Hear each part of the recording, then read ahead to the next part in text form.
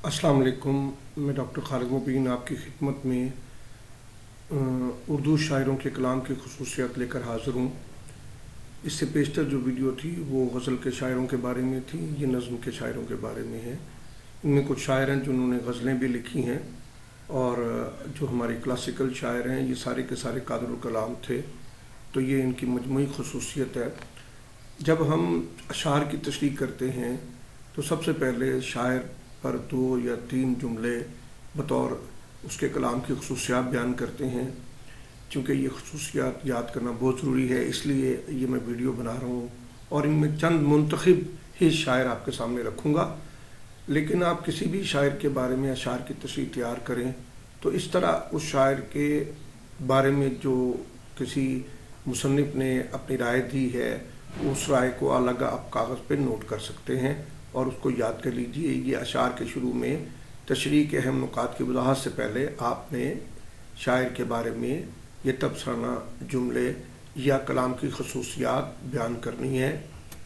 अमीर मिनाई। अमीर बचपन से शेर व शायरी की तरफ राग़िब थे। अमीर पुरगो और कादरुल कलाम शायर थे। अमीर मिनाई का कलाम ज़्यादातर हमदिया और नातिया है। अमीर मिनाई की शायरी आला तख़य्युल, शीरीनी, नज़ाकत ख़याल और तसव्वुफ़ की चाशनी लिए हुए है। माहिरुल कादरी। माहिर नज़्म व गज़ल पर माहिराना दस्तरस रखते थे, मगर नात इनकी ज़हनी रुझान की सच्ची अक्कासी करती है। हुब्बे रसूल सल्लल्लाहु अलैहि वसल्लम माहिर की नातिया शायरी की रूह है। नज़ीर अकबर आबादी। वाली मोहम्मद नज़ीर अकबर आबादी पहले अवामी शायर हैं जिन्होंने ज़िंदगी के आम मौज़ूआत पर नज़में लिखी। एक अंग्रेज़ फीलन था, उसने अपनी एक डिक्शनरी जब उर्दू हिंदी मुरतब की तो उसमें दिबाचे में लिखा कि नज़ीर अकबर आबादी ही वो वाहिद शायर है जो अंग्रेज़ी शायरी की तारीख पर पूरा उतरता है, तो आप इसे अंग्रेज़ी का चौसर भी कह सकते हैं। नज़ीर की शायरी अवामी ज़िंदगी का निगार खाना है। नज़ीर की नज़में इतनी सादा और मौसर हैं कि लोग गली गली पढ़ते फिरते हैं। मजनू गोरखपुरी ने नज़ीर के यहाँ मतनव्वु मौज़ूआत देख कर इन्हें अंग्रेज़ी शायर चौसर के हम पल्ला करार दिया है। मीर अनीस। मीर बबर अली अनीस की शायरी फसाहत व बलागत का शाहकार है। अनीस ने इब्तदा में गज़ल गोई का फ़न इख्तियार किया, मगर वालिद के कहने पर मरसिया गोई की तरफ राग़िब हुए। चूँकि लखनऊ में थे और लखनऊ में जो ज़माना खुशहाली का था, इसलिए वहाँ कसीदे और मरसिए लिखे और पढ़े जाते थे। अनीस के मरसिए फ़नी एतबार से बुलंद पाया शायरी में इम्तियाज़ी मकाम रखते हैं और फस्तिये में मैदान करबला में सुबह का मंजर भी शामिल है, वो भी मरसिए की एक तशबीब है, वो मीर अनीस की है।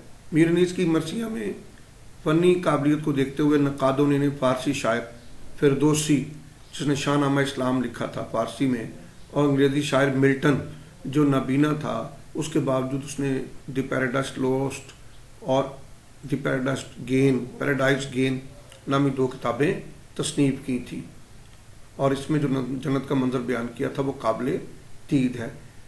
ये बचपन में इसकी मिल्टन की आंखें ख़राब हो गई, इसे नज़र नहीं आता था, उसके बावजूद इसका तख़य्युल बहुत बुलंद था।